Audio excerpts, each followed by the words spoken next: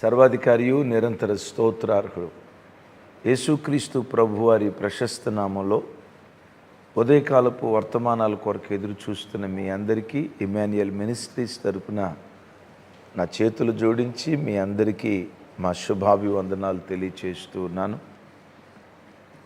క్రీస్తునందు మాకు అత్యంత ప్రియమైన దైవ జనాంగమా, దయగల దేవుడు 2025 సంవత్సరం జనవరి 1వ తారీఖు నుండి ఇదిగో మార్చి నెల ఈ 31వ తారీఖు వరకు ఈ 3 మాసాలు మనలను సజీవులుగా కాపాడి ఆరోగ్యకరమైన తన రెక్కల చాటున దాచి ఏ మరణదూత మనలను వెంటాడకుండా, ఒకవేళ వెంటాడిన మరణాన్ని జీవంగా మార్చటానికి జీవాధిపతిగా దేవుడు మన జీవితంలో ప్రత్యక్షమై మనలను సజీవులుగా నిలిపిన కృపగల దేవునికే సమస్త ఘనత మహిమ ప్రభావాలు కలుగునుగాక. ఈ 3 మాసాలు పోషించి అవసరతలు తీర్చి ఆరోగ్యం ఇచ్చి బ్రతుకుదెరువు నిమిత్తం చక్కటి ఉద్యోగాన్ని జీవనోపాధినిచ్చి నేటి వరకు మనలను పోషిస్తూ నడిపిస్తూ వచ్చిన ఆ పోషకునికే, ఆ సంరక్షకునికే నా తల వంచి చేతులు జోడించి నా ప్రభువుకు నిండు మనసుతో కృతజ్ఞతలు తెలియచేస్తూ ఉన్నాను. ఇంకా దేవునికి అధికంగా కృతజ్ఞతాస్తుతులు తెలియచేయటానికే ఈ రాత్రి మందిరంలో మాసాంతర కూటం 8 గంటలకు ప్రారంభమవుతుంది. 3 మాసాలు దేవుడు కాచిన కాపుదలను తలస్తూ హృదయమారా దేవుణ్ణి స్తుతించడానికి, కృతజ్ఞతాస్తుతులు తెలియచేయటానికి ఈ మాసాంతర కూటం ఏర్పాటు చేశాం. మీకు ఏమాత్రం అవకాశం ఉన్నా కుటుంబాలుగా తప్పకుండా మందిరానికి వచ్చి మాసాంతర కూటంలో పాలుందండి. ఒకవేళ పాలుందే అవకాశం మీకు లేకపోయినా కుటుంబాల్లోనే ఉండి, ఈరోజు పబ్లిక్ హాలిడే కదా, తప్పకుండా కుటుంబాల్లో ఉండి ఈ రాత్రి జరగబోయే మాసాంతర కూటంలో కుటుంబ సమేతంగా పాల్గొందాలని ప్రేమతో మనవి చేస్తూ ఉన్నాను. ఎవరు ఈ చక్కటి సదవకాశాన్ని పోగొట్టుకోవద్దు. కుటుంబాలుగా పాల్గొందండి. దైవాశీర్వాదాలు మనం అనుభవించుదుగాక. మంచిది. ఈ దినం పరిశుద్ధాత్మదేవుడు నా హృదయపు లోతుల్లో నుంచి ఓ ప్రత్యేకమైన సందేశం ప్రపంచంలో ఉన్న క్రైస్తవ కుటుంబాలకు, ప్రత్యేకంగా ప్రపంచంలో ఉన్న తెలుగు క్రైస్తవ బిడ్డలకు ఈ సందేశం పంచమని ఆత్మదేవుడు నా హృదయాన్ని పురికొల్పారు. ఎందుకు ఈ సందేశం పంచమని దేవుడు నా హృదయాన్ని పురికొల్పారో ఒక మాటలో చెప్పాలంటే, ప్రపంచంలో ఉన్న తెలుగు క్రైస్తవులు, ప్రపంచంలో అనేక మంది క్రైస్తవులు గడిచిన వారం దినాల నుంచి హృదయం బరువెక్కిన హృదయంతో బ్రతుకుతున్న దినాలు, చెవులతో వినే వార్తలు, కళ్ళ ముందు జరుగుతున్న సంఘటనలు, కళ్ళకు కనబడుతున్న దృశ్యాలు, గుండె పిండబడుతుంది. ఆత్మ సంబంధమైన మనసు కలిగి అనేక మంది బిడ్డలు, దేవా ఇలాంటి దుర్దినాలు మేము చూడకుండా దానికంటే ముందే మమ్మల్ని మీ రాజ్యానికి కొనిపోయా, ఇలాంటి ఘోరాలు మేము చూడలేం, ఇలాంటి వేదనాభరితమైన వార్తలు మా చెవులతో మేము వినలేం, వినే కంటే చూసే కంటే నెమ్మదిగా మీ సన్నిధికి మమ్మల్ని తీసుకుని వెళ్ళేయని మరణాపేక్షతో బ్రతుకుతున్న భయానకర దినాలు. దైవజనమా, ఇలాంటి వార్తలు మనం వింటున్నప్పుడు, ఇలాంటి సంఘటనలు మన కళ్ళ ముందు జరుగుతున్నప్పుడు దేవుని బిడ్డలుగా మనం ఏం చేస్తే క్రైస్తవ్యానికి న్యాయం చేసిన వాళ్ళం అవుతాం? ఇలాంటి వార్తలు వింటున్నప్పుడు, ఇలాంటి దృశ్యాలు మన కళ్ళతో చూస్తున్నప్పుడు మనం ఏం చేస్తే దేవుని రాజ్యాన్ని నిలవబెట్టే నమ్మకమైన పౌరులుగా దేవుని కొరకు మనం నిలవబడిన వారం అవుతాం. కొన్ని మాటలు మీతో పంచుకుంటాను. సమూయేలు రెండవ గ్రంథం మొదటి అధ్యాయం 11-12 వచనాలు. దావీదు ఆ వార్త విని తన వస్త్రములు చింపుకొనెను. అతని యొద్దనున్న వారందరూ అలాగును చేసి సౌలును యోనాతానును యెహోవా జనులను ఇజ్రాయేలు ఇంటివారును యుద్ధములో కూలిరని వారిని గూర్చి దుఃఖపడుచు ఏడ్చుచు సాయంత్రము వరకు ఉపవాసం ఉండిరి. విన్నారా? దావీదు ఆ వార్త విని వస్త్రములు చింపుకున్నాడు. ఆయన వస్త్రాలు చింపుకుంటే దావీదుతో పాటు ఉన్న వారందరూ వస్త్రాలు చింపుకున్నారట. వస్త్రాలు చింపుకున్న దావీదు ఏం చేశాడు? యోనాతానును గూర్చి, సౌలును గూర్చి, యుద్ధంలో ఓడిపోయిన ఇశ్రాయేలీలను గూర్చి, హతులైన ఇశ్రాయేలీలను గూర్చి సాయంకాలం వరకు ఉపవాసం ఉండి ఏడ్చుచు దేవుని సన్నిధిలో ప్రార్థించాడట. దావీదు తన చెవులతో ఒక వార్త విన్నాడు, రాజైన సౌలు చంపబడ్డాడని. ఆ సౌలు యొక్క 3 కుమారులు గిల్బోవ పర్వతం మీద హతులైపోయారు, అత్యంత దారుణంగా చంపబడ్డారు అన్న వార్త దావీదు విన్నాడు. తమ్ముడు, చెల్లి, గడిచిన కొన్ని రోజుల నుంచి, ప్రత్యేకంగా నిన్నటి దినం నుంచి 2 రోజుల నుంచి ఇంకా గుండెలు పిండే వార్తలు మనం వింటున్నాం కదా. కలవరపడకండి. ఏదో జరిగిపోయినట్లుగా కృంగిపోకండి. నిరాశ నిస్పృహతల్లోకి పొరపాటున వెళ్ళకండి. దావీదు ఏం చేశాడో అది మనం చేయగలిగితే, దావీదు పట్ల, ఇశ్రాయేలు రాజ్యం పట్ల కార్యం చేసిన దేవుడు భూమి మీద తెలుగు రాష్ట్రాల్లో క్రైస్తవ రాజ్యం పట్ల నిశ్చయంగా దేవుడు ఆ కార్యం చేస్తాడు. మన కళ్ళతో చూస్తాం. ఈ పని మనం చేయగలిగితే. ఏం చేశాడు దావీదు? ఆ వార్త విని బట్టలు చింపుకొని హతులైన తన వారి కొరకు సాయంకాలం వరకు ఉపవాసం ఉండి ఏడుస్తూ తానును తనతో పాటు ఉన్న ప్రజలందరూ ఏడుస్తూ ప్రార్థించారట. తమ్ముడు, చెల్లి, మీకేమాత్రం అవకాశం ఉన్నా రాగల ఏప్రిల్ మాసంలో ఒక్కరోజు దైవజనులు పగడాల ప్రవీణ్ గారి కొరకు, వారి కుటుంబం కొరకు, దైవజనులు కరుణాకర్ గారి కొరకు, వారి కుటుంబం కొరకు, జోసఫ్ గారు వారి కుటుంబం కొరకు, ప్రత్యేకంగా మన తెలుగు రాష్ట్రాల్లో దేవుని సేవ చేస్తున్న దైవ సేవకుల కొరకు. దైవ సేవకుడు అత్యంత విలువైనవాడు. ఒక దైవ సేవకుడు పుట్టుకు రావాలంటే, ఒక అద్భుతమైన దైవ సేవకుడు పుట్టుకు రావాలంటే 20-30 సంవత్సరాల, ఇంకా చెప్పాలంటే 30-40 సంవత్సరాల ప్రయాసం ఉంటుంది. 30-40 సంవత్సరాల ప్రయాసంతో ఒక మంచి సేవకుడిని తయారు చేయగలిగితే,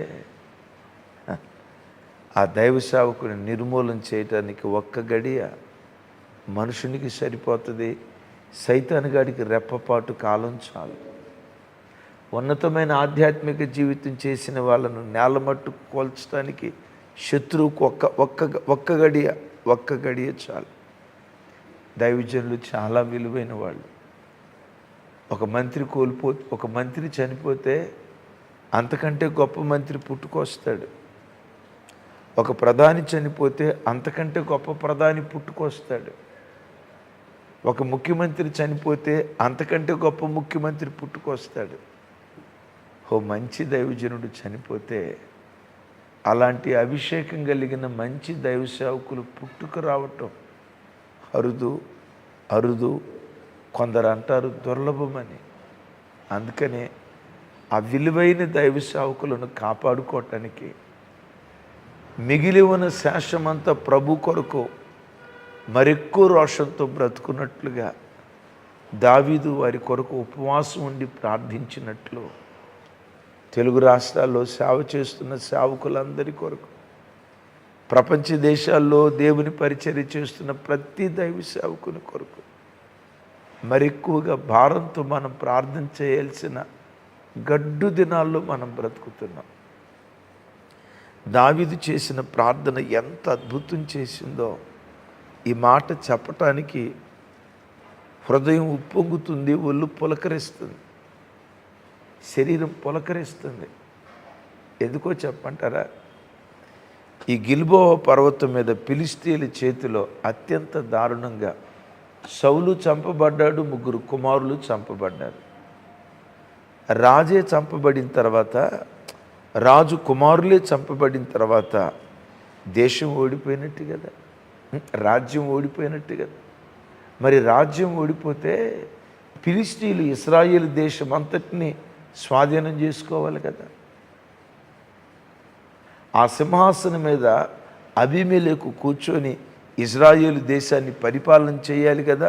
విచిత్రం చూడండి, 31వ అధ్యాయంలో ఎంత దారుణమైన యుద్ధం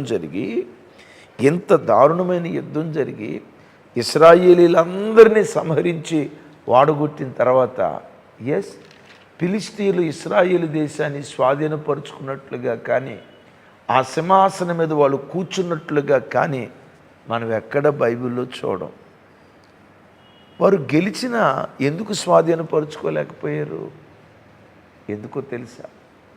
దావీదు కార్చిన కన్నీళ్ళు, దావీదు చేసిన ఉపవాసం, దావీదుతో పాటు ఉన్న ప్రజలు దేవుని సన్నిధిలో పెట్టిన మొర, దేశం అన్యాక్రాంతం కాకుండా, శత్రువుల చేతిలో చిక్కుబడకుండా ఆ ప్రార్థన అడ్డుగా నిలిచింది. ఇంకో విచిత్రం చెప్పమంటారా? రాజకుమారులు చనిపోయిన తర్వాత దేశం ఈడుపోవాలి. వింటున్నారా ఈ మాట? దేశం ఈడుపోవాలి, శూన్యంగా మారిపోవాలి. మరలా ఆ దేశం కోలుకోవటానికి ఎన్నో సంవత్సరాలు పట్టాలి.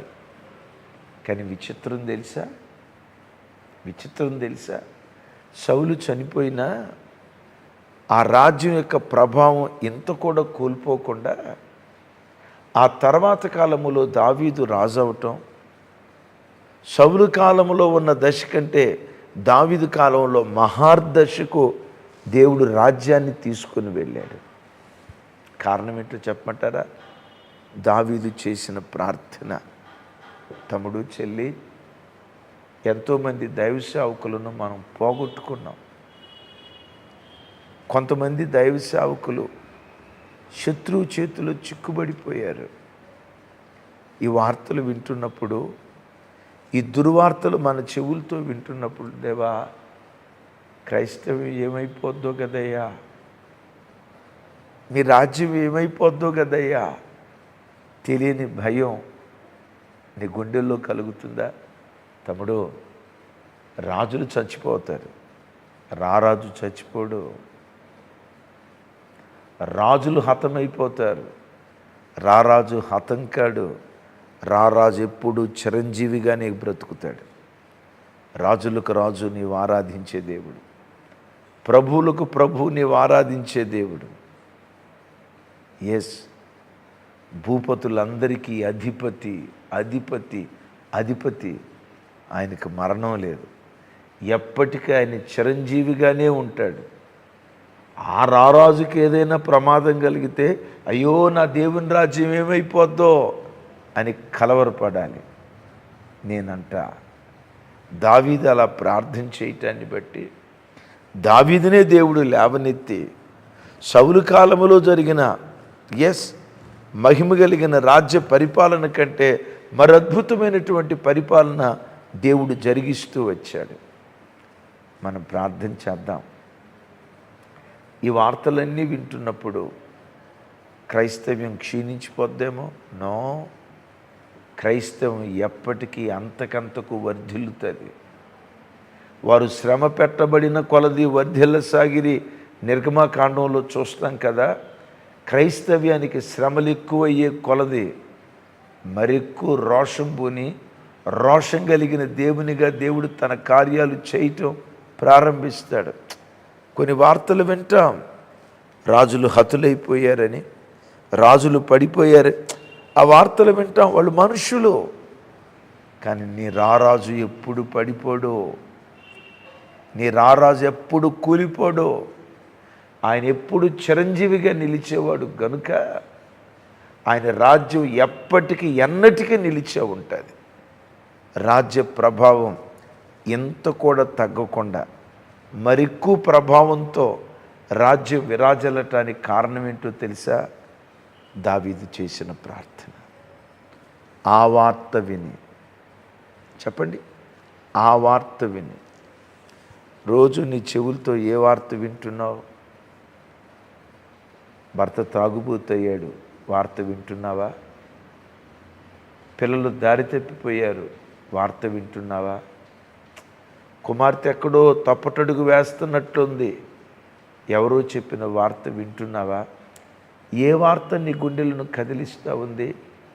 చెల్లి, తమ్ముడు, నా వైపు చూడు. ఆ బిడ్డలు నిలవబెట్టి దండించి కొట్టినా కొంత ప్రయోజనమే, కానీ ఆ బిడ్డలను పట్టి పీడిస్తున్న దురాత్మ ఉందే, వ్యభిచారపు దురాత్మ, త్రాగుడు దురాత్మ, నరహత్యను జరిగించే దురాత్మ, మతోన్మాదాన్ని రెచ్చగొట్టే దురాత్మ, మనుషుల ప్రాణాలను అవలేలుగా తీసేసే ఇదంతా ఒక దురాత్మ. వింటున్నారా? మనం పోరాడాల్సింది శరీరులతో కాదు, ఆ శరీరులను రేపుతున్న దురాత్మలతో మన పోరాటం. ఆ దురాత్మలతో పోరాడేటప్పుడు శరీర సంబంధమైన ఆయుధాలతో వాడితో మనం పోరాడలేం, ఆత్మ సంబంధమైన ఆయుధాలతో వాడితో మనం పోరాడాలి. ఏంటి మన ఆత్మ సంబంధమైన ఆయుధం? ఉపవాసం. ఏంటి మన ఆత్మ సంబంధమైన ఆయుధం? ప్రార్థన. ఏంటి మన ఆత్మ సంబంధమైన ఆయుధం? నిరంతరము దేవుని స్తుతిస్తూ స్తోత్ర సంకీర్తన చేయటం. అదే ఏంటి మన ఆత్మ సంబంధమైన ఆరాధన? పరిశుద్ధాత్మ భాషలో. శక్తి చేత కాదు, బలము చేత కాదు, నా ఆత్మ ద్వారానే ఈ కార్యాలు జరిగిస్తాను. ప్రభు సెలవిచ్చారు కదా, ఆత్మ ద్వారానే దేవుడు ఈ కార్యాలు చేస్తాడు. ఆ దురాత్మలను అణిచే శక్తి, దురాత్మల పీచమును అణచగలిగిన శక్తి ఆత్మదేవునిలో. ఆ ఆత్మదేవుడు కార్యం చేయాలంటే, దురాత్మలు అణచబడాలంటే ఆత్మ సంబంధమైన ఆయుధం ఉపవాసం, ప్రార్థన. ఈ రాత్రి మాసాంతర కూటం ఉంది, రండి ప్రార్థన చేద్దాం. కుటుంబ సమేతంగా పాల్గొందండి. రాగల ఏప్రిల్ మాసంలో కనీసం ఒక్క రోజైనా ప్రపంచంలో ఉన్న దైవ సేవకులందరినీ ఎత్తిపట్టి దేవుని సన్నిధిలో ప్రార్థన చేద్దాం. ఈ వార్తలకు భయపడకండి. యెహోవాను ఆశ్రయించిన వాడు దుర్వార్తకు జడియడు. ఎన్ని దుర్వార్తలు నీ చెవులకు వినపడ్డా కలవరపడకు. యెహోవా యందు నమ్మిక ఉంచువాడు నిత్యము నిలుచు సియోను కొండవలే ఉంటాడు. ఎన్ని వార్తలు వింటున్నా, టీవీలో ఎన్ని దృశ్యాలు, హృదయాన్ని పిండే దృశ్యాలు ఎన్ని స్క్రోల్ అవుతున్నా కలవరపడకు, విశ్వాసాన్ని కోల్పోకు. ఈ వార్తలు వింటున్నప్పుడే మరెక్కువ పౌరుషం తెచ్చుకొని దావీదులాగా ప్రార్థన చేద్దాం. సౌలు కాలంలో ఉన్న ప్రభావం కంటే దావీదు కాలంలో రెట్టింపు ప్రభావం కలిగినట్లుగా దైవజనులు ప్రవీణ్ గారిని, కరుణాకర్ గారిని, ఇంకా ప్రభు సన్నిధికి చేరినటువంటి దైవ సేవకులు వాళ్ళు బ్రతికున్న దినాల్లో దేవుడు వారిని వాడుకున్న దానికంటే వాళ్ళ పిల్లల తరం దావీదుల తరంగా మారాలి. వారు చేసిన కాలం సౌలు కాలం అయితే రాబోయే కాలం దావీదు కాలంగా మరెక్కువ ప్రభావంతో రాజ్యం విరాజిల్లేటట్లుగా కార్యం చేయటానికి రారాజు శక్తి కలిగిన వాడు. అట్టి కృప దేవుడు దయచేయునుగాక. ప్రార్థన చేస్తాను. హృదయాలు కలవరపడనివ్వకండి. నిబ్బరంగా దేవుని సన్నిధిలో బ్రతుకుదాం.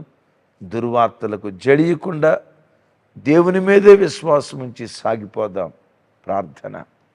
తండ్రి, ఈ ఉదయం మాతో మీరు మాట్లాడిన మాటల కొరకు స్తోత్రాలు. దుర్వార్తలకు జడియకుండా ఆ వార్త విన్నప్పుడు దావీదు ఏం చేశాడో మేము అది చేయనట్లుగా దేవా మా పట్ల కార్యం చేయి. దైవ సేవకులు కోల్పోతున్నాం.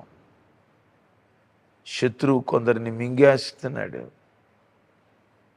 వారి కొరకు కన్నీళ్లు కార్చే అన్నాలాంటి ప్రవక్తీలను, సమూయేలు లాంటి ప్రార్థనా పరులను,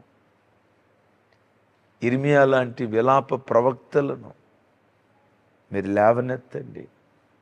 అలాంటి వారిగా నన్నును, ఈ వాక్యం వింటున్న నీ ప్రజలను చేయండి.